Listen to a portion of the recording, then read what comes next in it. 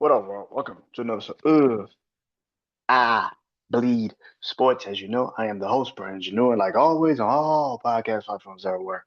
BrandonJaneau Show, social media, Instagram threads, real BrandonJaneau Show, real BrandonJaneau Show, REAL BrandonJaneau Show on Instagram and threads. Same name on Facebook, The BrandonJaneau Show. And on TikTok, BrandonJaneau Show. Go follow me on all those social media platforms. I would appreciate it if you did. Where you go though is the YouTube channel, man. BrandonJaneauShow YouTube channel. Subscribe, comment, like the vids, like the shorts. I gotta start doing shorts. I really fucking gotta get back to doing shorts. Um, Hopefully this episode will help me get back into it. Uh, but go follow me. Go subscribe to my YouTube channel, BrandonJaneauShow. I would appreciate it if you did. All right, let's get into it. Like I said, this is I Bleed Sports. I actually thought I would be kicking it off with NBA, but I got that last. So stay tuned for the NBA coverage if you want to hear me talk about the All Star weekend. Um, got some NBA to talk about. Got some football to talk about. But first things first, let's kick it off with good old fashioned boom, boom, boom. Boxing. We have a fight tonight, this upcoming Saturday, a massive fight this upcoming Saturday. Well, I don't want to say massive, but it's a fight. Depending on who you root for or who you fuck with, it's massive to you. But to me, it's just like, oh, it's a fight Saturday. Two names, cool. Let's see how this shit's gonna look. But yeah. So this Saturday, it is Mario Barrios versus Ryan Garcia for the welterweight championship. I can't remember which. I want to say the IBF. I said IBF or the WBO welterweight championship. Um, Ryan Garcia last fight was against Rolly Romero in that piss poor, god awful uh New York boxing matches.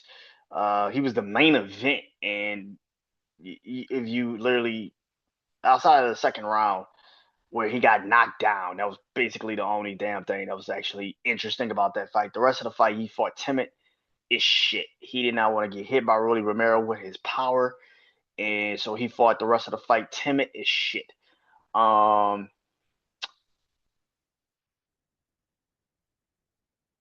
Mario Barrios' last fight, he didn't fare any better. I mean, he let a 46-year-old man who had been retired from boxing for 4 fucking years basically whoop his ass for a good stretch of that fight.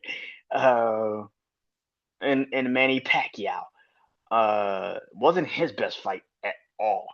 Um, So you basically have two guys coming off of literally bad fucking performances. I mean, Mario Barrios ended in a tie. I mean, a draw with Manny Pacquiao. Like, and then you had Ryan Garcia basically lose. I mean, just outwardly just did not try after he got knocked down in the second round by Rolly Romero. He just did not try the rest of the fight. So you literally do not know what you're getting coming into this fight this upcoming Saturday. And that's the craziest part about this fight because I have no idea who the fuck is winning this fight. Like, I cannot tell you who's gonna win this fight. I don't know who the fuck's gonna win this fight.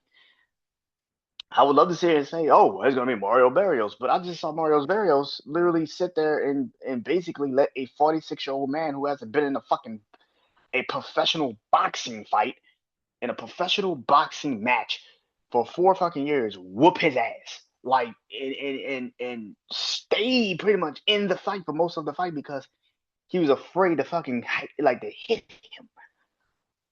Like, yeah, that was such a weird fucking fight. I just felt like when your corner is literally screaming at you and telling you, bruh, fucking throw a punch. Like, dude, you're letting him be in this fight with you because you have too much fucking respect. What are you doing? Like, that is an alarming thing.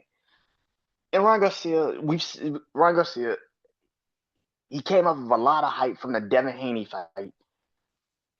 Got suspended for PED use, which whatever. Finally got in the ring and then got knocked down in the second round and didn't try the rest of the night. He basically was just sitting and not trying to get touched by Rolly Romero. But now Rolly does have some power, so I get why he was like, nah, I ain't fucking with that dude. I get it, but we hyped you up to be this guy, and then you finally get back in the ring after what I think a year. You finally get in the ring and you basically gave us that bullshit performance. Um, I don't know who's gonna win this fight. I have not thought of who's gonna win this. Give my analysis on it, I guess you want to say it like this. And I code from the challenger, and that's Ryan Garcia. People think Ryan is the champion, but Ryan's the challenger.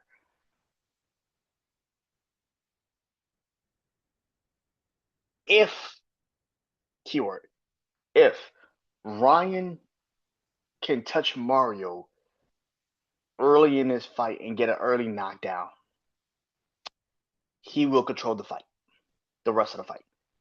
Um, Ryan will always have that knockout ability. He has that one hook. That hook is a deadly fucking punch. And Mario Barrios has been very accessible to getting touched.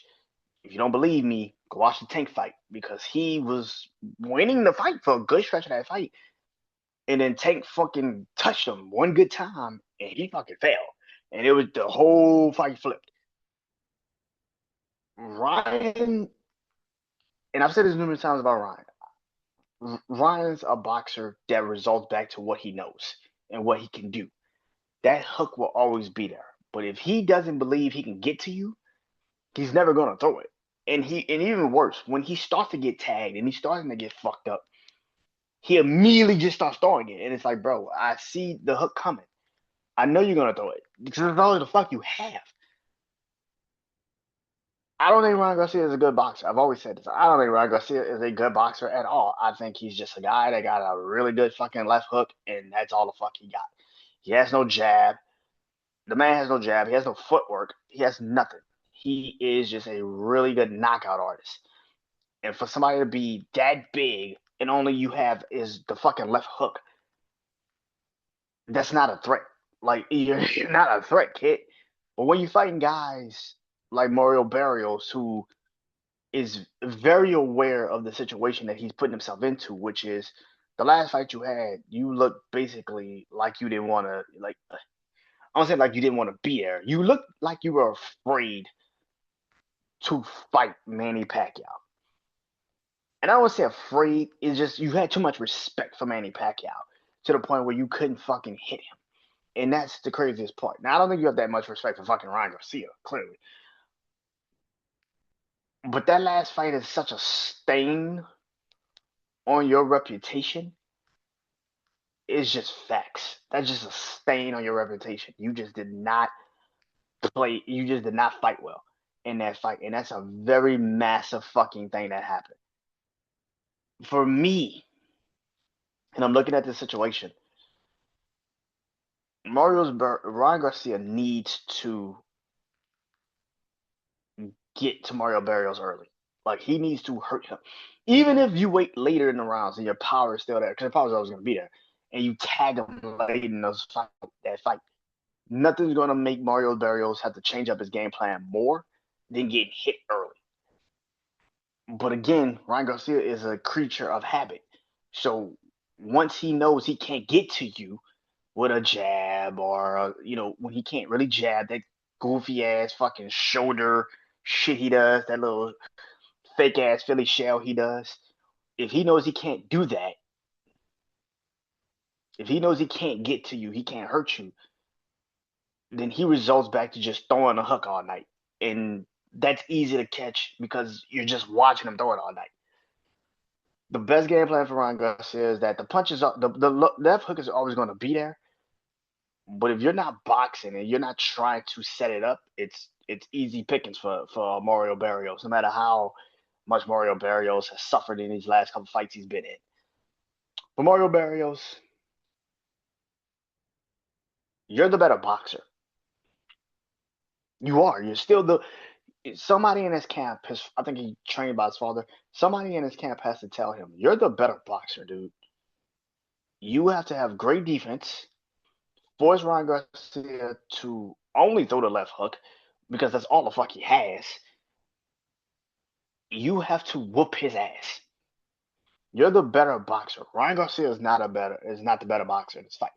Again, people get confused by power and think that's a boxing, like that's his boxing ability. No, Ryan has no footwork. He doesn't know how to defend. This goofy ass Philly shell he does in the last couple fights I've seen him do it. He doesn't know how to fucking defend. He doesn't know how to fucking block. He doesn't know how to block, which is kind of weird. Ryan Garcia doesn't know how to box. He's okay.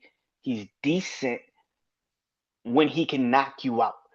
When he can knock you down. When he has touched you a couple times, like the Devin Haney fight. Every fight that Ryan Garcia has actually physically been in, especially the last couple of fights I've seen him actually boxing, he went up against better fucking boxers. They were just the Devin fight was just so stupid. I've said that numerous times. Devin had a chance to beat Ryan Garcia. It was very easy. All he had to do was just outbox him. But he chose to be stupid. He chose to try to bully this fucking man, and he got his fucking head knocked in. That's what the fuck you get. Mario Barrios is a better boxer than Ryan Garcia. He is. But if he doesn't believe that shit and he lets Ryan Garcia basically tag him, then he's gonna be down on the cards before he can look up. And now he's fucking losing the fight. And now he's gonna force himself to do more than what the fuck he needs to do. And that leads into Ryan Garcia now controlling the fight. This is why I said if I was Ryan Garcia, the quicker I get to Mario Barrios, the better. Because Mario Barrios would then have to be on the gas all fucking night trying to touch me. And if I know all I gotta do is just hit you, catch you one good time, and you down. That's a fight. And Mario Barrios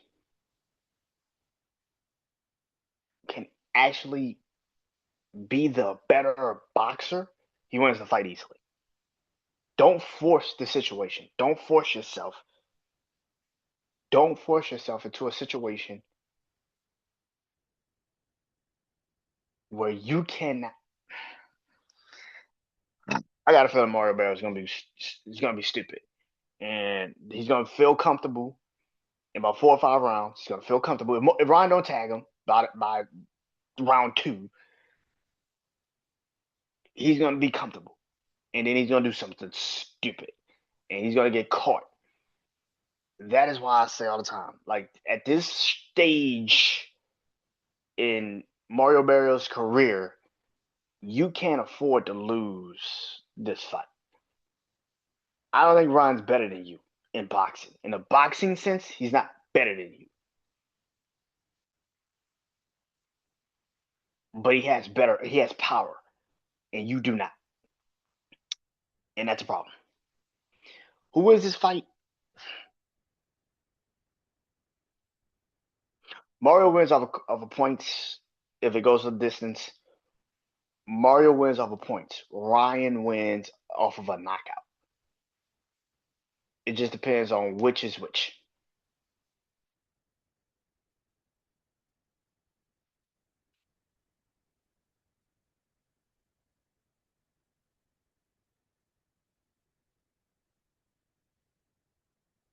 It just depends on which is which.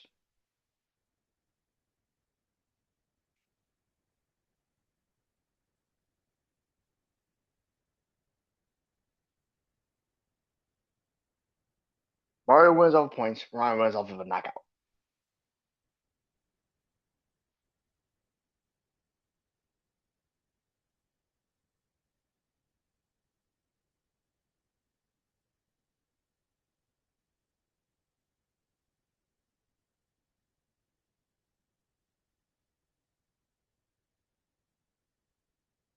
NFL.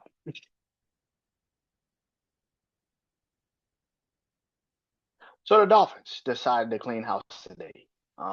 They are releasing Bradley Chubb and Tariq Hill.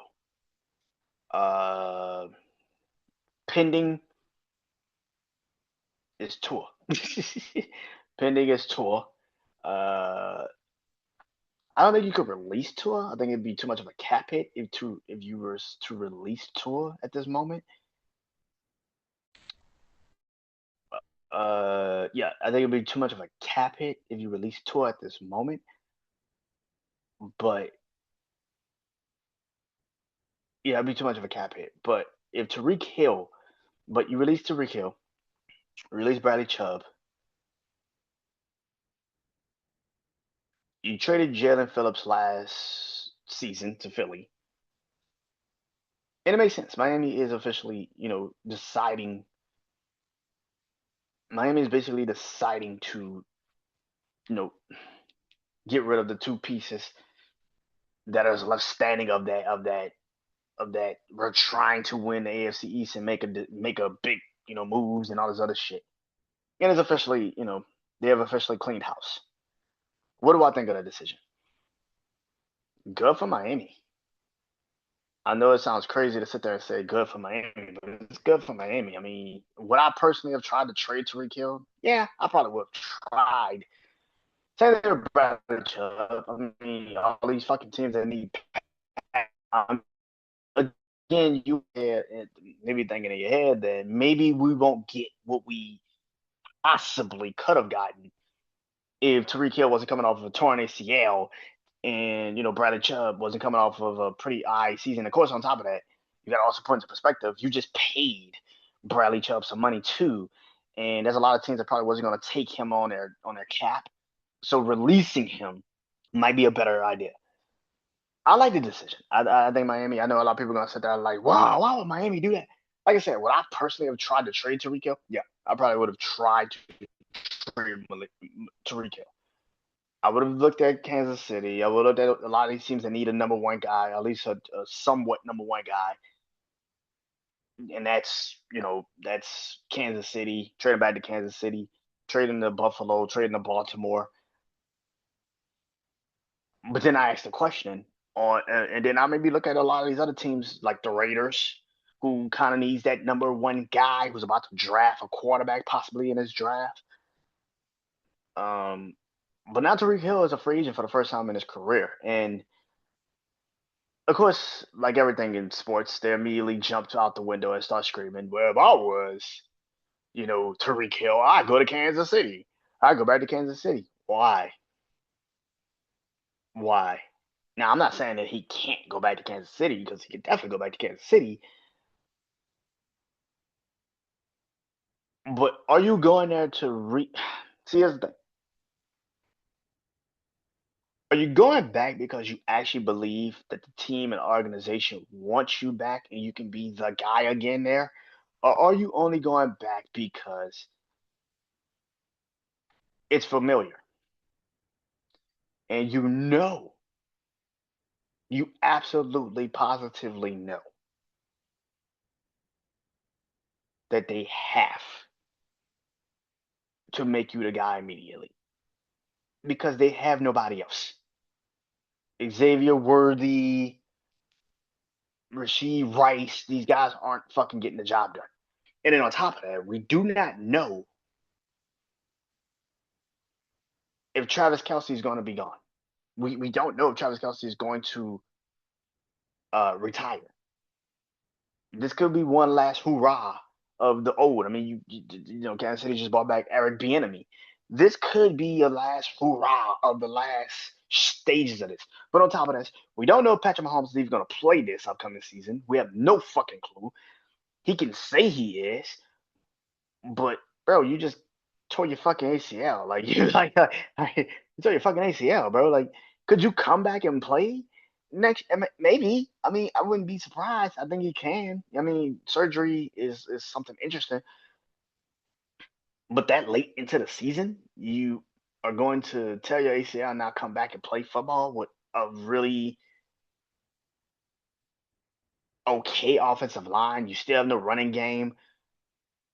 Yeah, you can get Tariq Hill and bring him in, but again, you're asking Tariq Hill, who is 31 going on 32, to be your number one guy again. I don't know if that's a good idea. If I was Tariq Hill, I personally, if I was Tariq Hill, there are a bunch of teams I would look at before I even think of Kansas City. One team in particular, the Green Bay Packers. I would look at Green Bay. Green Bay is struggling to get a number one guy. I like Matthew Golden. Hopefully next year they actually use him more than what the fuck they used him for this year. But if I was to recap, I'd go to Green Bay first. I would check and see what's up with Green Bay. I would see if Green Bay needs me, and hell yeah, I would go to Green Bay first. That's my first conversation. Is me, Jordan Love, that offensive line. You got a running game. You don't really have to do anything too crazy. What's the difference between Green Bay and Kansas City? Outside of Patrick Mahomes and Andy Reid. I mean, outside of those two, that's it. You got a better offensive line in Green Bay. You clearly got a better running game in Green Bay, and you actually have somewhat better weapons that can hide what you do in Green Bay. So Green Bay is my first call. If I was Tariq Hill, I'm going to talk to Green Bay. That's the first team I'm talking to. Second team I'm talking to is the Tennessee Titans. I know a lot of people think that's crazy. You would pass up Kansas City to go to Tennessee? Yes. Reason why is because Tennessee desperately needs me, and I know it. And I will have a younger Cam Ward who's on a rookie deal that will definitely ain't coming off of a torn fucking ACL that will definitely. And then on top of that, I know that defense of Tennessee is going to be ready next year, and Robert Saleh is going to make sure, and Brian Dable is going to make sure that I am in a really good position.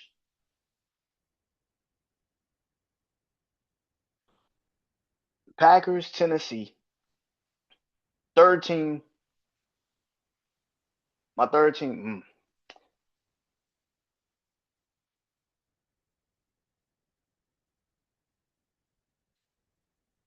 Third team is tricky. Third team is very, very, very, very fucking tricky. But I will go. Maybe this is me, but I personally will go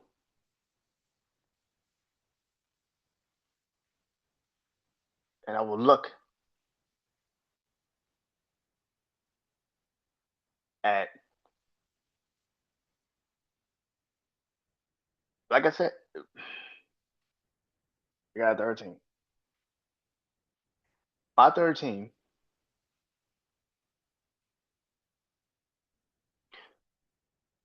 will be the Saints. Now I know a lot of people sit there and say, "Oh, you're just a fucking homer." No, man. If not the Saints, it'd be the 49ers. Those are the two teams I would look at. The Saints or the 49ers. Both of them, basically. Third and fourth would be the Saints and the 49ers. Those would be the two teams I would also take very consideration into. With New Orleans, Chris Olave's deal is coming up. You don't know if he's going to be able to lock in a really good deal. If he does, then great. But in that offense with Kellen Moore, Chris Olave, Alvin Kamara, it would solve two of your problems if you're the Saints, really. Let's say you can't really lock Chris Olave all the way in. Or you lock him in and he has up and down season. But Tariq Hill is a perfect person to play to come in, especially when you have the offense that you probably want to run with Alvin Kamara. Tariq Hill could kind of do what Alvin Kamara does, right? 30, even though he's a little up there in the age department.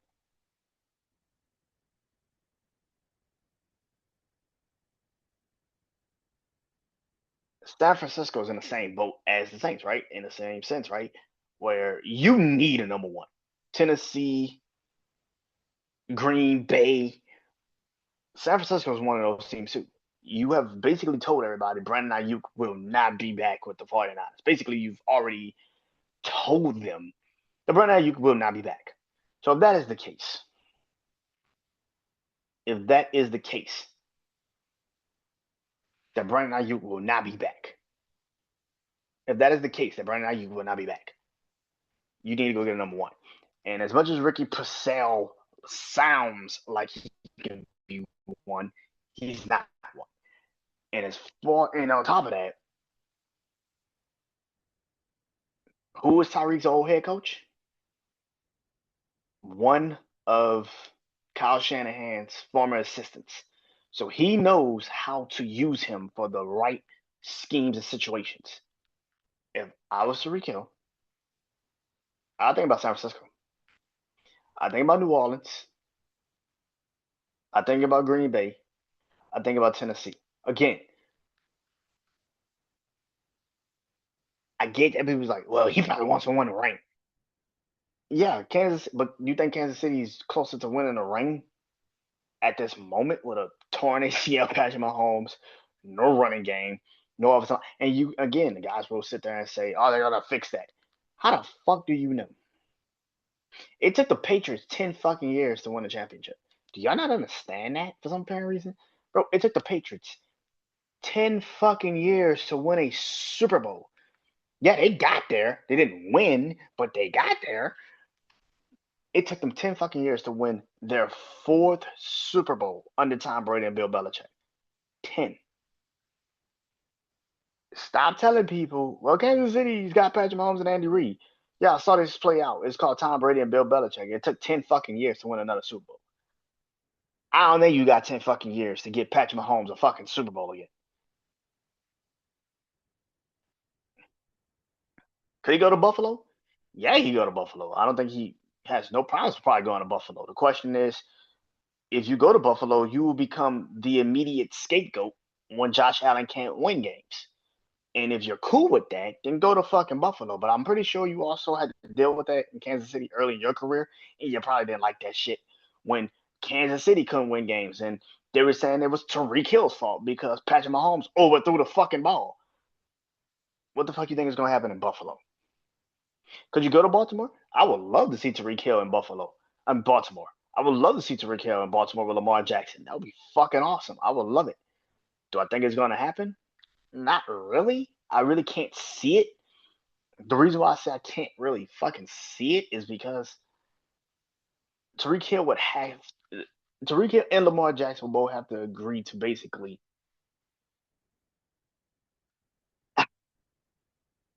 It's gonna be the same situation in Buffalo, just reverse. They're gonna be blaming Lamar Jackson for why he can't get the ball to Tyreek Hill, which is very stupid. Which is very, very stupid. But it's gonna happen because that's how people are. Bradley Chubb is the most interesting one. Crazy as it sounds, Tyreek Hill is not the most interesting one. Bradley Chubb is. Bradley Chubb can end up on any fucking team, and it would automatically make you say, that's an interesting fucking signing. If I was, a lot of people say the Bears, but if I was the Lions, if I was Detroit, if I was the Lions,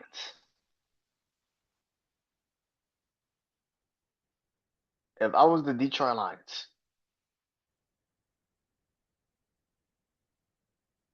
I would immediately sign Bradley Chubb.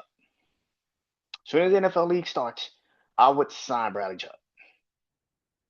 I know people sit there and think that's crazy to say, but if I was the Detroit Lions, I would sign Bradley Chubb. You need another guy that could come in and do what the fuck Aiden Hutchinson has done so well.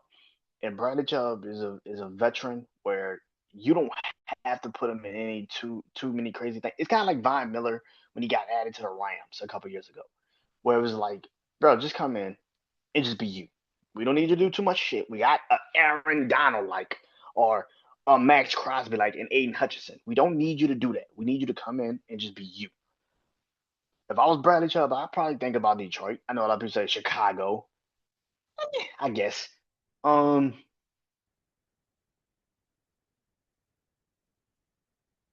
What's another team?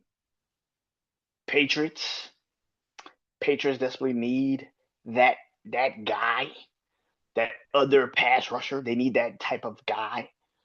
Um, if you saw in the Super Bowl, they kind of need another little bit of like that umph. Um, Vikings. Sounds crazy, but the Vikings. Again, I know I'm about to sound like a homer, but the Saints. There's a lot of teams that would actually take Bradley Chubb, and it would not be a crazy thing. Like if you take Bradley Chubb and put him in a defense, some of them might use him as the premier pass rusher, their number one guy. Some might have him as their second premier pass rusher. Some might even have him come off the bench in packages and just be a pass rusher. But Bradley Chubb is going to be the most interesting one. Tariq Hill is only a very few teams he could fit with where he's the number one guy or he's just a piece of the team. Bradley Chubb fits with everyone.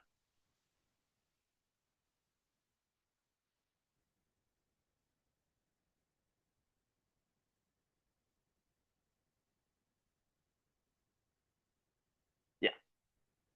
But like I said, Miami cleaning out the house. That's a good thing. Miami cleaning the house, getting rid of people. Tua is next. Now the question becomes, like I said, and I just saw that Miami cannot release Tua because it would be $99 million dead money on their cap if they did that. If they did do something like that. At this moment, I don't know who the fuck trades for Tua, and that's where the problem kicks in. Who the fuck trades for Tua? Like, it sounds asinine to say that, but who the fuck trades for Tua? This is the weirdest time to be a quarterback. I mean, I can't see Cincinnati trading Joe Burrow, but I can see Joe Burrow asking for a trade. Baltimore be fucking stupid to trade Lamar Jackson, but it's not completely asinine to see them do it. It wouldn't be completely fucking crazy to see them do it. Could it happen? Yeah, it could definitely happen. I don't think it'd be a good idea to fucking do it.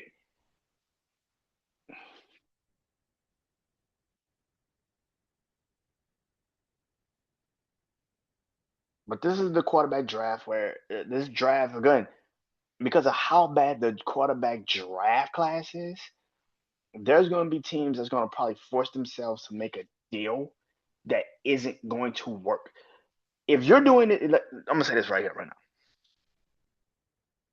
Lamar Jackson, Joe Burrow, quarterbacks like that, their value is going to be more predicated next year than this year. Even though they're already two of the biggest names in the quarterback market and probably will have a great year this year. The reason why next year their names are going to be more interesting is because of the draft class. I think people don't want to admit that. That's why next year is going to be way more interesting because of the quarterbacks that are going to be drafted next year. Teams are going to be more willing, way more willing to trade for their quarterback. Like I can see Cincinnati being like, okay, we can't really get nothing. Okay, let's just trade Joe Burrow because we could probably end up getting Arch Manning. Okay, cool. Make the deal. Like I can see, you know what I'm saying? Like Joe Burrow, like Cincinnati or Baltimore, being like, okay, we can't really do a lot with Lamar anymore. We don't want to pay Lamar. Let's just trade him and let's get Dante Moore. But the one big, and I've said this this year, and I said this going into this upcoming draft. You're asking these quarterbacks to be better than they were their previous year. And we saw this year, particularly in college football, a lot of these quarterbacks fucking sucked. Their seasons went so fucking left. They couldn't do anything but just be like, damn. This is why I feel like, yes, we're sitting here saying, oh man, next year, man, this draft class is gonna be great. forgetting the fact that these defensive players still have to go out. These quarterbacks still have to go out there and fucking outplay their draft stock. On paper, they look amazing. At some point, they gotta get on the fucking football field and win. And if you learned anything about this last season of the NFL, this is why this draft sucks so fucking bad. Because all the quarterbacks that were supposedly supposed to be the guys didn't live up to the potential. We gotta stop putting shit into respect. We gotta stop saying, "Oh, they're just automatically gonna be the guy." We don't know that. We have no clue. But that is why guys like Tua and Kyler Murray and now Derek Carr are in the conversation of possibly being moved because this draft class fucking sucks. But if I'm a franchise like Cincinnati or Baltimore, Dallas, maybe we even Dak Prescott, I could see Dak Prescott and Dallas maybe coming to a crazy conversation next year. There are so many teams, so many people that might be like, yeah, let's move this guy. It can happen.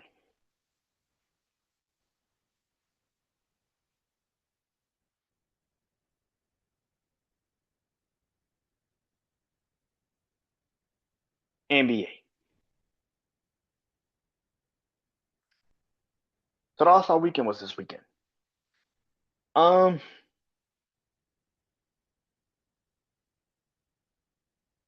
I like the All Star game.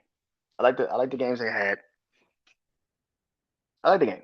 I like the games. I thought it was really intriguing. Um,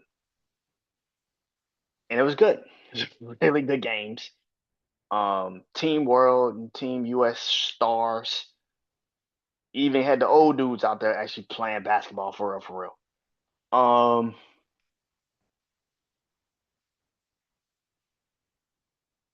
And it was great. It was great to see and watch and to you know finally be a part of as a fan of the NBA. We have been missing that element of the NBA All Star game. So I would easily say that was great.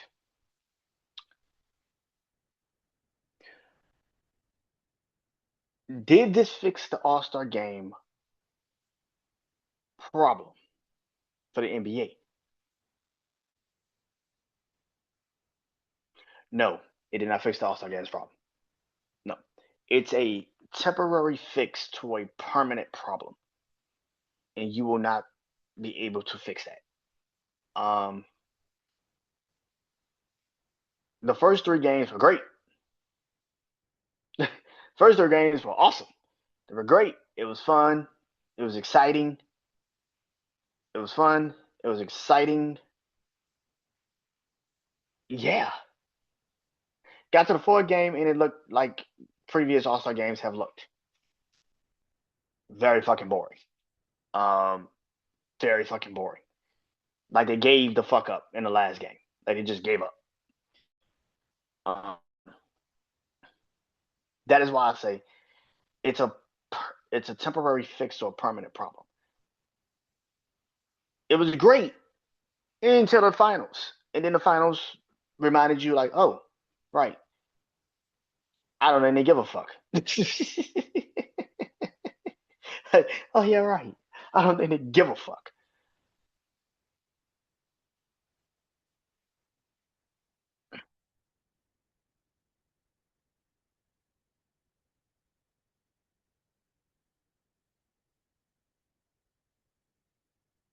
Did they fix it? No, they did not fix the All Star game. No. And again, goes into what I believe. And what I believe is nowadays, the bare minimum gets us hyped. The bare minimum gets us hyped. And like I said, I was excited about that game. It was great yesterday. It was great to see all three games, and it was awesome. And the fourth one just sucked, and it is what it is. But we get excited about a bare minimum nowadays, and that's exactly what that was. Play a little effort. Give us a little effort, and we will fuck with your game. Like, give us something. Make us actually want to watch this shit. And that's what you did. You gave us enough. You gave us enough. You know, you gave us enough. And we were like, yeah, there it is. We finally got it. No, it will not fix this. I don't think it fixed the game. I think it was exciting to see finally, and because we haven't seen that level of care in an all-star game. We haven't seen that level of care in an all-star game. And I would say about a fucking decade. We haven't seen that level of care in about a fucking decade. We got a little bit of it, and it was great. It was we got a little bit of it, and it gave us what we needed.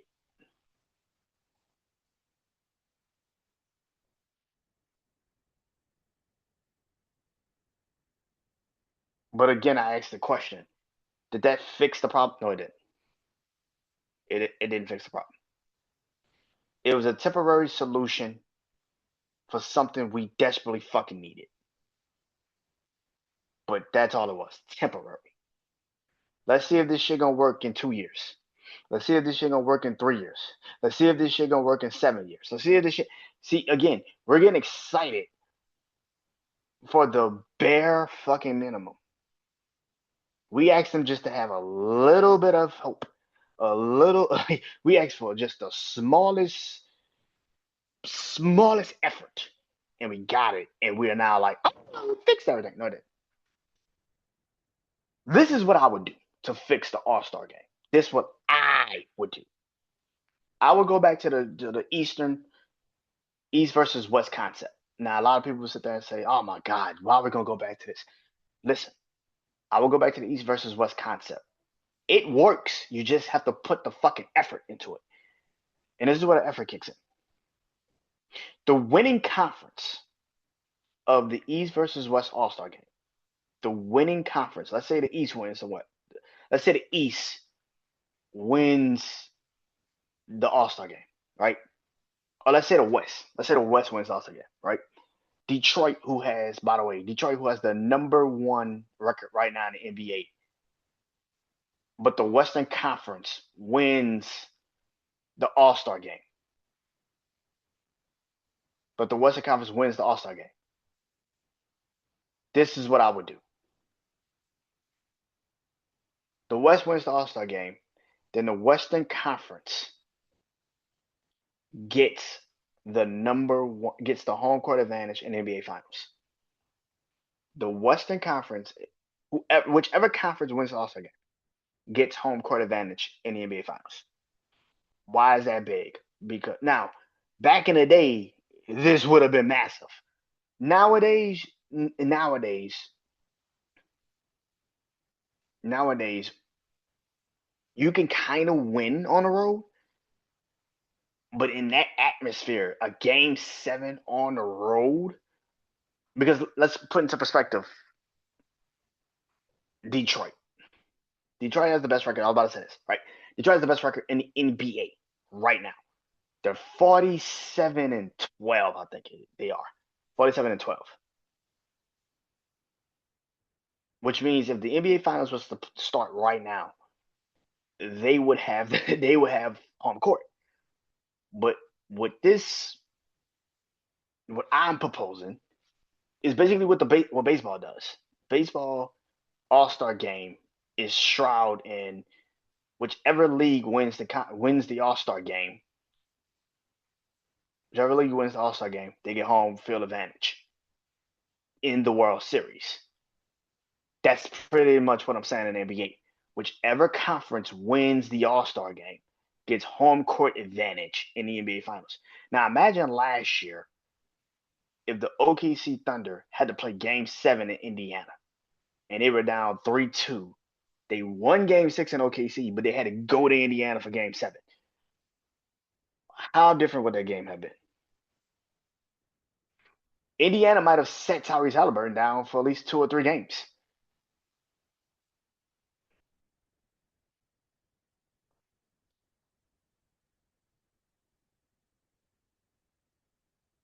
If the Western Conference wins if let's say like the West won the All-Star game yesterday, right?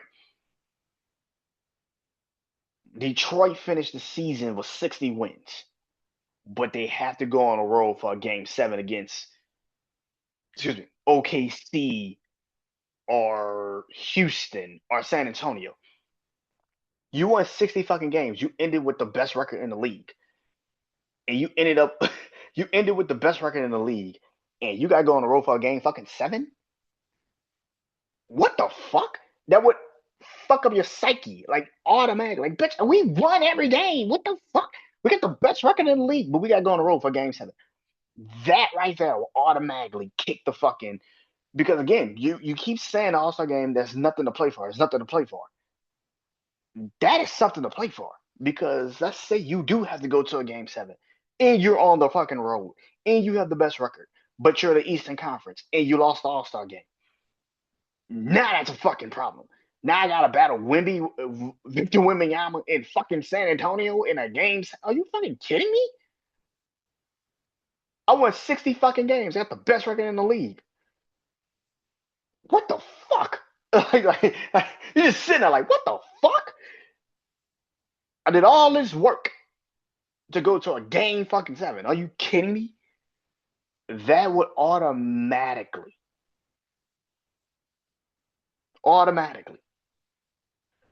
make the All-Star game worth playing.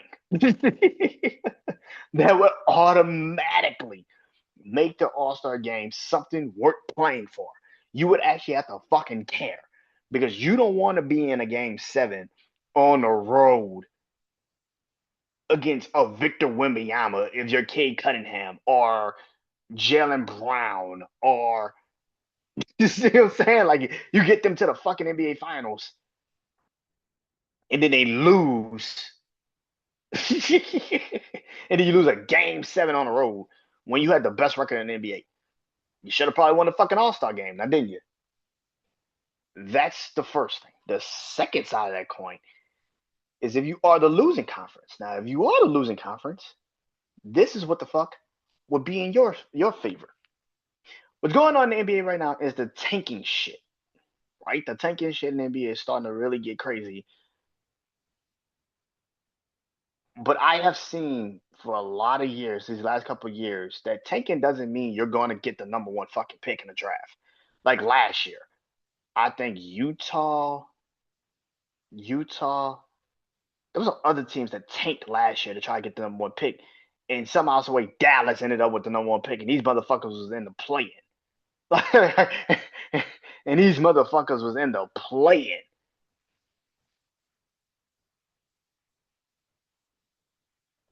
This is why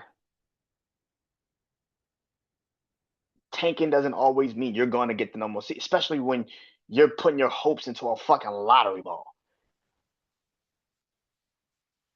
If I was the Eastern Conference or the Western Conference and we lose,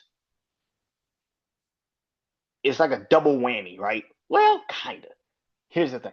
You lose and you're winning in this season, and you lose like OKC and you end up getting the best record, but your team, your conference lost the All-Star game, and now you got to go to game 7 in Detroit. It fucking sucks.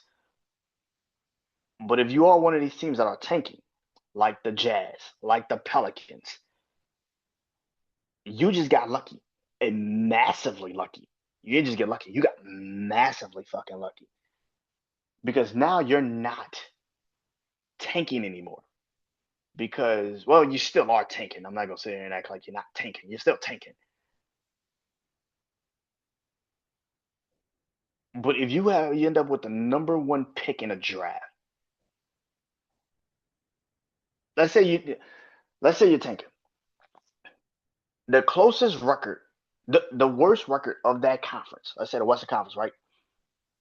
The worst record of the Western Conference. So let's say the Utah Jazz ends up with the worst record. The Utah Jazz end up with the worst record.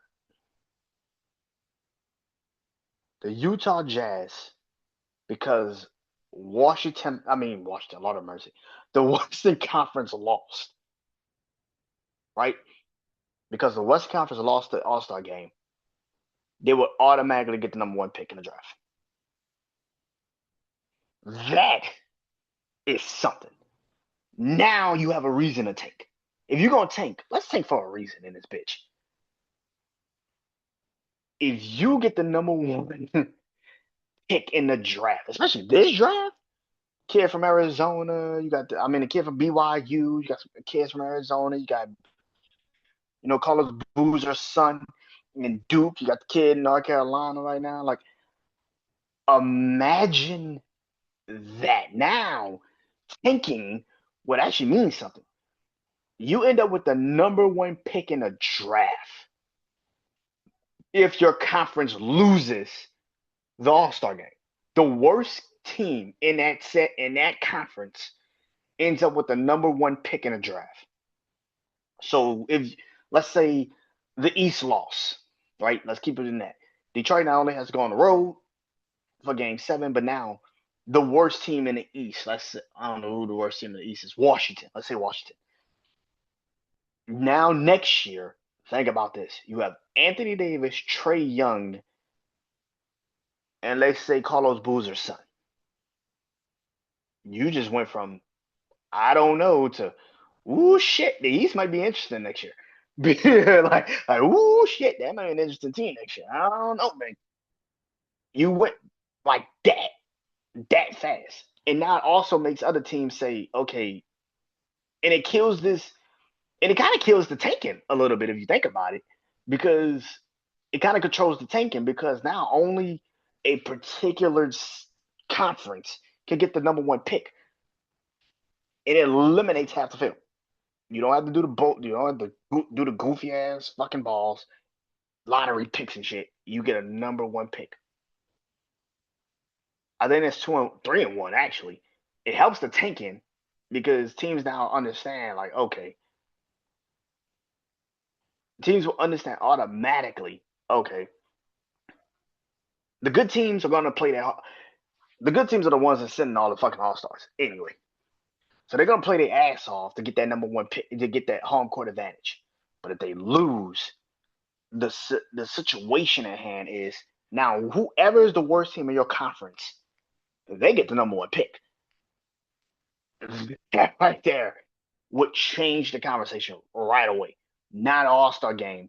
It's actually something to play for. Not only are these teams playing extremely fucking hard, now all these players now playing extremely fucking hard to get the number one pick in the draft. I mean, get the home court advantage. Now they're also playing for a team that can change the franchise around in 2 years with a number one pick. That is how we'll fix the NBA All-Star game. The winning conference gets home court advantage. The losing conference, worst team in the losing conference gets the first pick in the draft. Now again, more of those players are gonna be trying to get the fucking victory because they're like, man, my team has a chance to get to the NBA Finals. I'm not about to fuck this up, and they're gonna play their ass off. That is how you fix the All-Star game. Get back to East versus West, but put some stakes really on this shit. Force their ass to actually have to play because no team wants to go on a fucking road for a game 7 in the NBA Finals. Especially nowadays where the this is a little bit more competitive.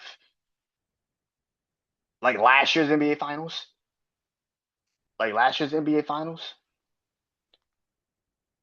That finals could have swung so many times and it could have went to anyone. But the fact that OKC had the number one, had the team game 7 on their home court. Let's say it was switched. Let's say Indiana had game 7 on their home court. What would it look like? This is what I'm saying. That's what I would do with the All-Star game. Winning conference gets home court advantage. Losing conference gets the number one pick in the draft. Now, how you fix then you can still do the lottery shit for 2 through 15, I think it is. Yeah, 2 through 15. You can still do the lottery shit, but the first pick goes to the worst team in that conference because we gotta stop trying to act like the lottery is going to make sense. Like last year, Dallas ended up with the number one pick in the draft. How the fuck did Dallas end up with the number one pick in the draft? How? How? They were in the play-in last year. How the fuck they end up with the number one pick in the draft?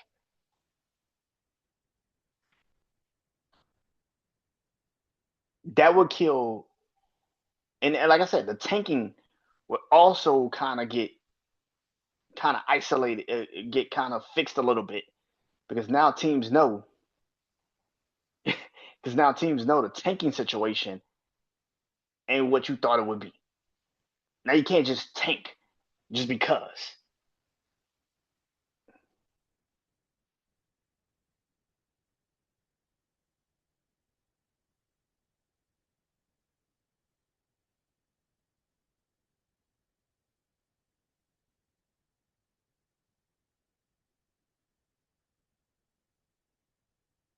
And of course, I feel like every All Star weekend we start to have this conversation of the future of the NBA because we're getting closer and closer to the end of it, of the reign of Steph Curry, LeBron, Kevin Durant, Kawhi Leonard, people like that, right? They're starting to kind of weave into the background.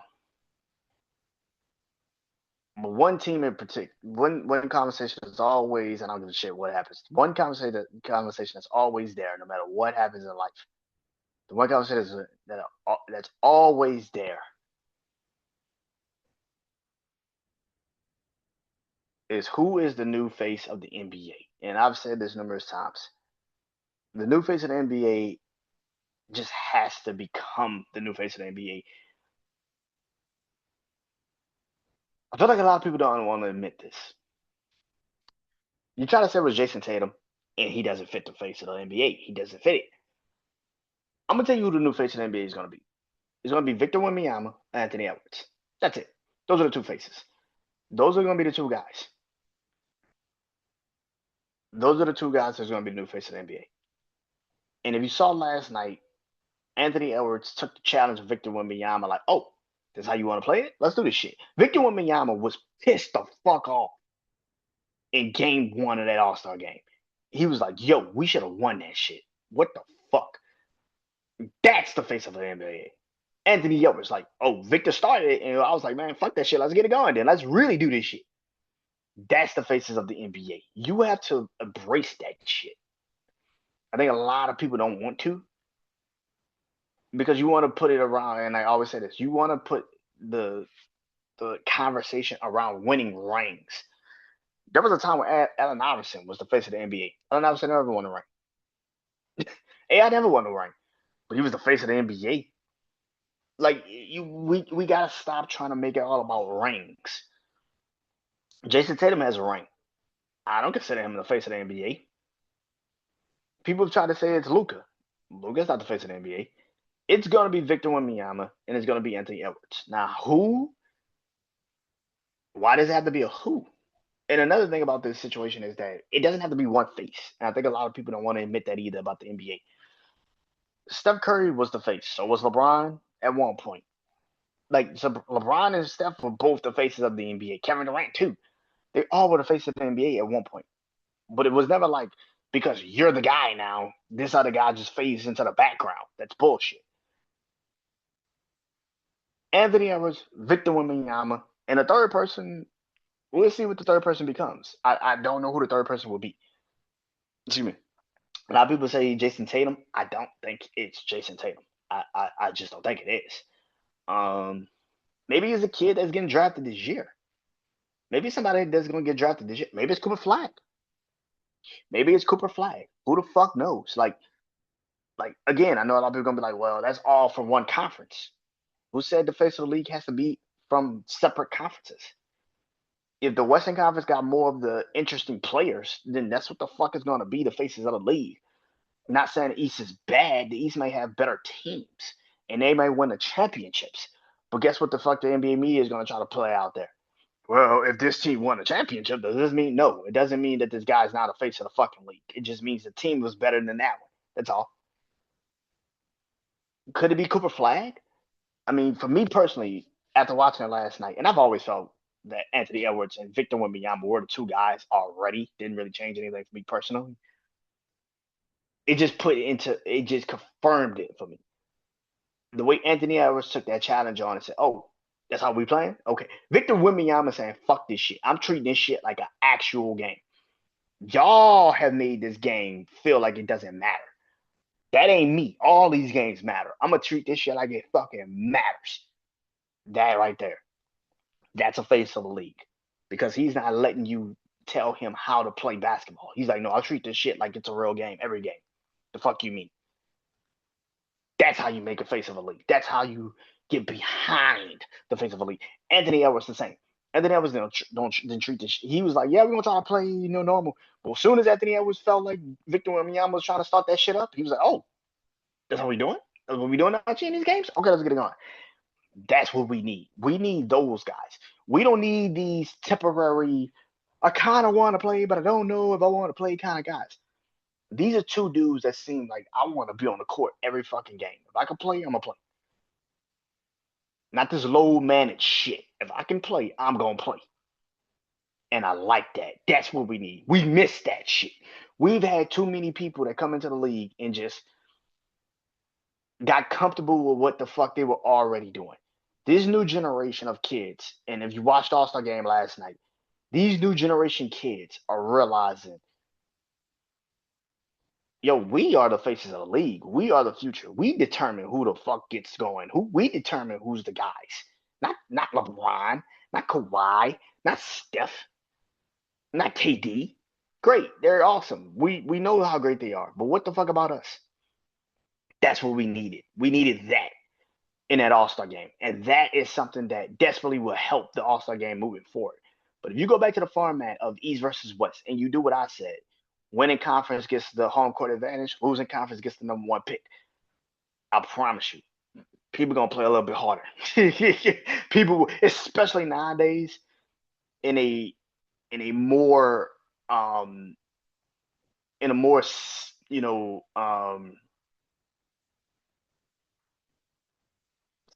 league. There's a lot more parity in this league where not one team is just absolutely the best team, like it was like when Golden State and Cleveland was just clear cut the best two teams.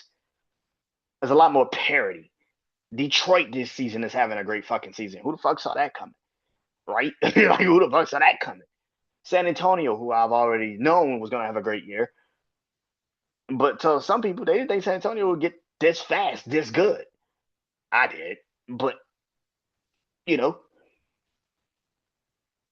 but that game 7 would mean a lot if the Western Conference won. But the Detroit Pistons end up with the number one seed. They ended up with the best record in the league. You'd be like, man, I gotta go on a game 7 to fucking San Antonio and Victor Wembanyama. It would put pressure on you to win game 6 in your building so much, especially if you up 3-2. Game 6 would mean so fucking much. And if you lose, if you're the Utah Jazz or the Washington Wizards or the fucking Pelicans or the Pacers, you're looking at that situation and saying to yourself, yes, yeah, now we're losing for a reason. Because again, I'm saying this again, you don't know if you're gonna get the number one pick. You have no clue. So yeah, but that is it. That is all. Talk to you guys soon. Peace.